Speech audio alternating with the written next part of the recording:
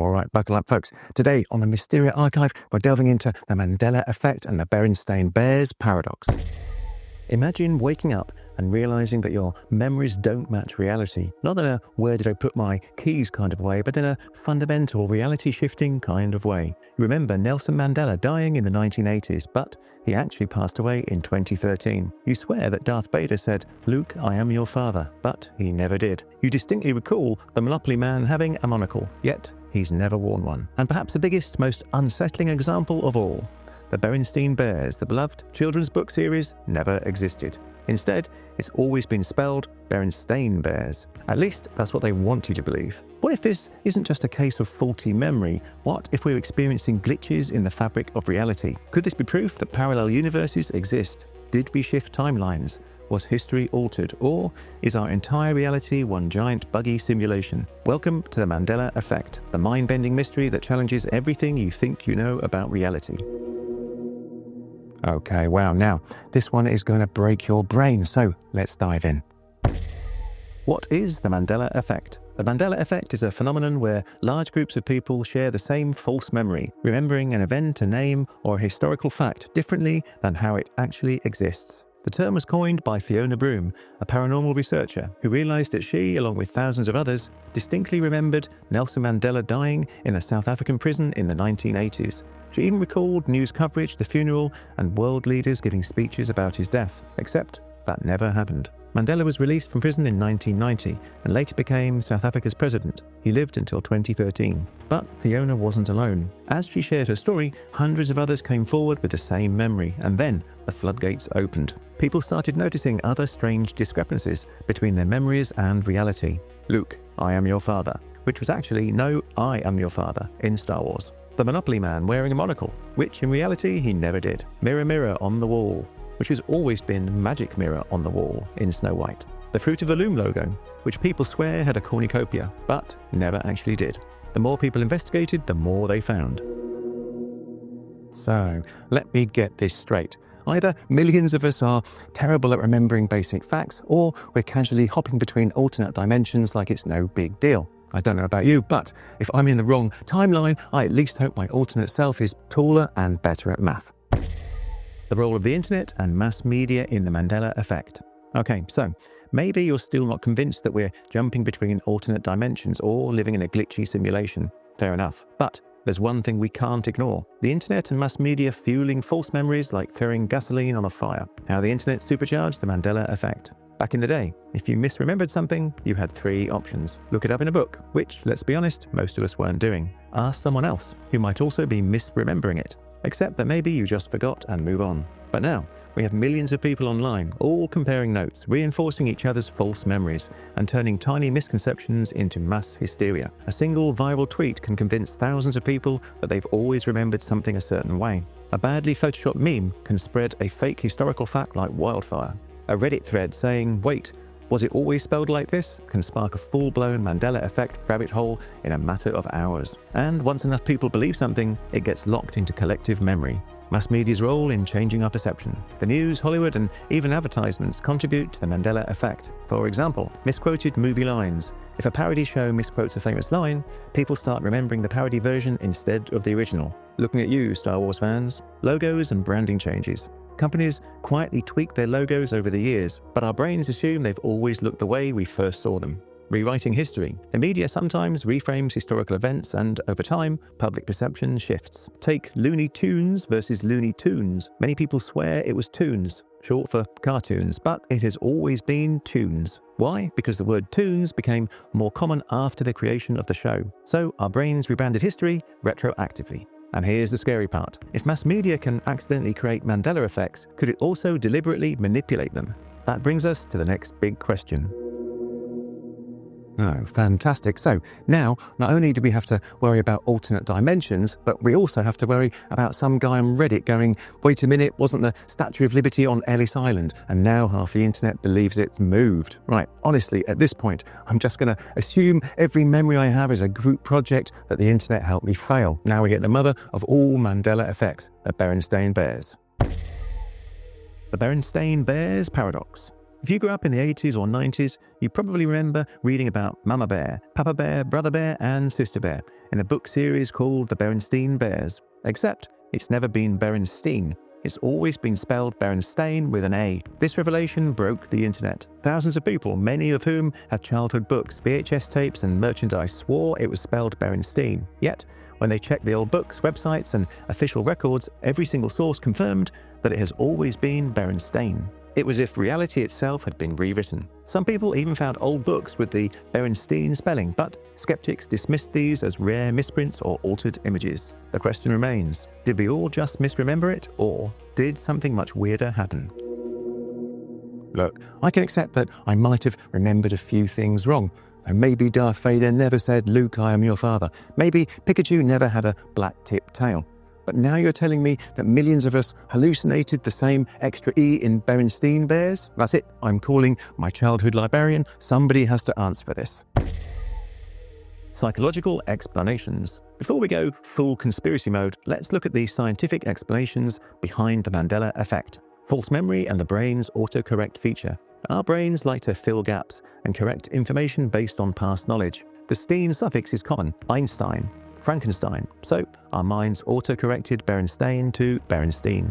The misinformation effect. When people hear a false fact enough times, they start believing it. This is why fake news spreads so easily. Once an idea gets planted, it feels real. Confabulation. Our brains merge similar memories over time.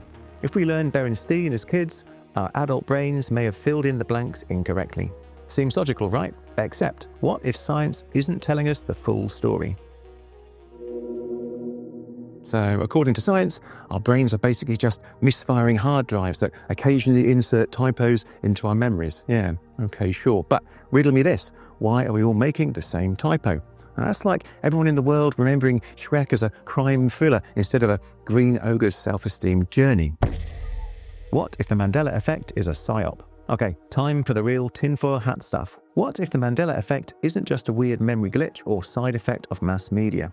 What if it's deliberate? Some theorists believe that the Mandela Effect is actually a Psyop, a psychological operation designed to test how easily public perception can be manipulated. And let's be real, if that were true, it's working.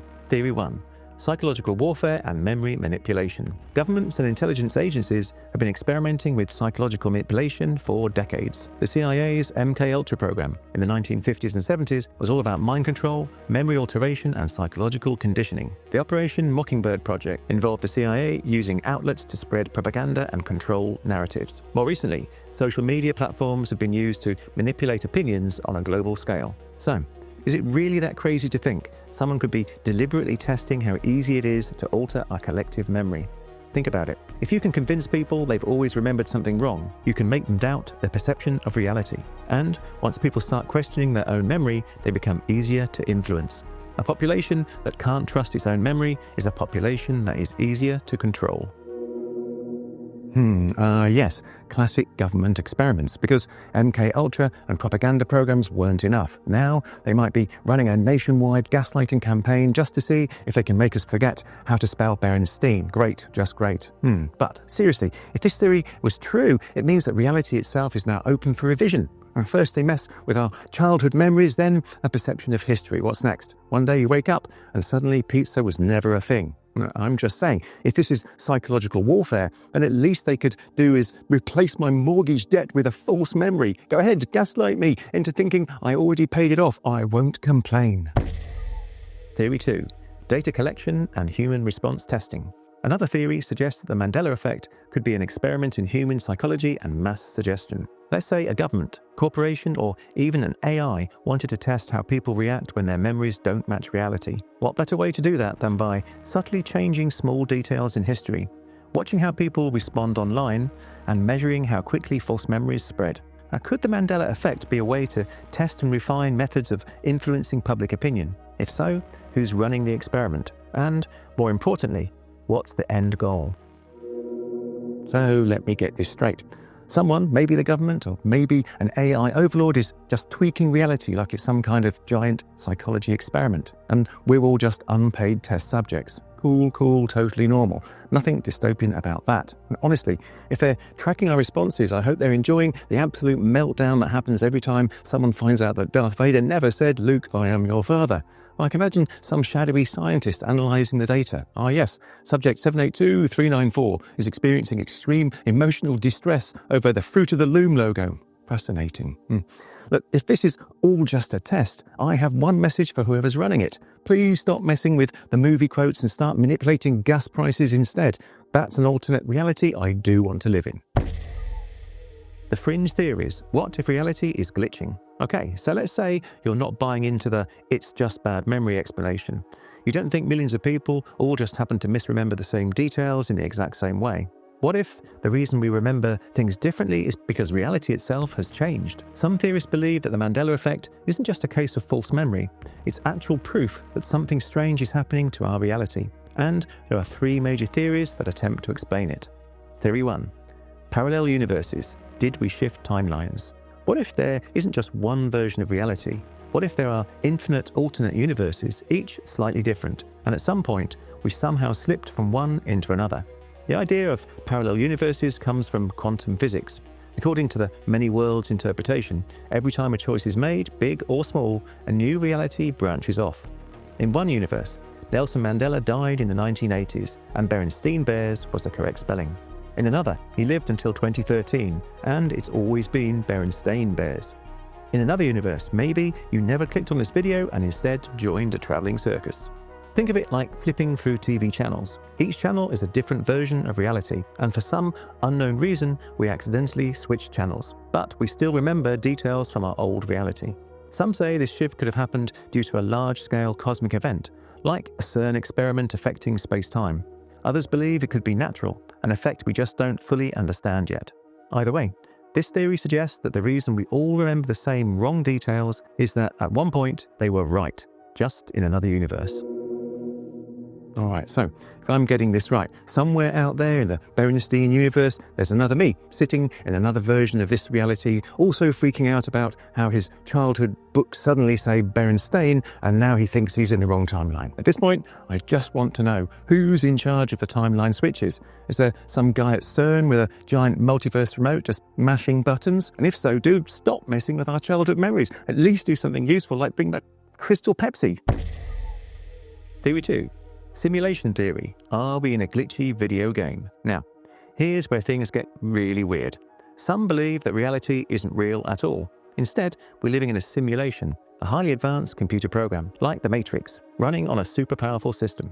Under this theory, the Mandela Effect isn't just a memory issue, it's a glitch in the system. Think about it. Video games render only what's in front of you, filling in details as you move around. Occasionally, there are bugs. Objects disappear, textures load incorrectly, or past events are rewritten by developers. What if our reality works the same way? Maybe the Berenstein Bears existed in an earlier version of the simulation, but when an update rolled out, the spelling was changed to Berenstein, and some of us still remember the old code. This theory has some big supporters, including Elon Musk, who famously said there's a high probability we're living in a simulation, because the odds of humanity being the only real civilization rather than part of a simulation are slim. Now, some believe the Mandela Effect could be evidence of patches or updates happening in real time. Ever notice how certain logos change, historical events seem different, or old movies have new lines you don't remember? What if those aren't changes in history, but glitches being corrected?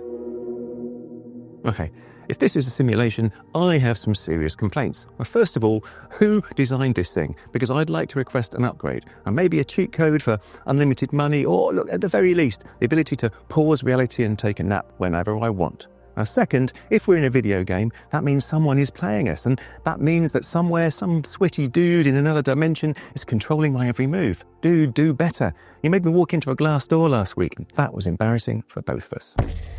Theory 3. Time travel. Was the timeline altered? Now, let's bring in another mind-bending possibility.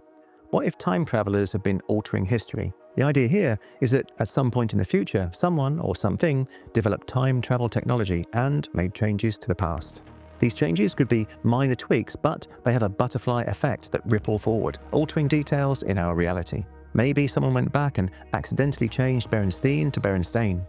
Maybe Mandela originally died in prison, but an unknown intervention prevented it, shifting our history. Maybe the Monopoly man originally had a monocle, but some small change in the past erased it from history. This would explain why so many of us remember things that no longer exist. We have leftover memories from the old version of reality before the timeline was altered. But here's the real question. Who's changing history? Are these future humans traveling back to perfect history? Is this an experiment gone wrong? Or is something or someone deliberately changing small details in order to see how we react? And if that's true, what else has already changed that we just haven't noticed yet? Okay, let's assume time travel is real. Now, out of everything in history, out of every single major event that could be changed, somebody decided that Berenstein Bears was the priority? I mean, seriously, if you're going to mess with history, why not go big? Like, I don't know, stop the Titanic from sinking, or maybe throw some extra dinosaurs into the mix just to keep things interesting. Instead, some time-traveling intern was like, nah, let's just tweak the spelling of a bear's family's last name. That'll really freak people out. Whoever you are, time traveller, I hope you're proud of yourself. The Mandela Effect is one of the strangest modern mysteries, and whether it's just psychology at work or actual proof of alternate realities, it makes you question everything. So, what do you think? Are we just bad at remembering things, or is reality really broken? Thank you for watching, and I hope you enjoyed this one. Drop a comment and let me know what's your Mandela Effect. Please like and subscribe and all that good stuff. It's free and it really helps out our small channel. Okay. Until next time, stay curious.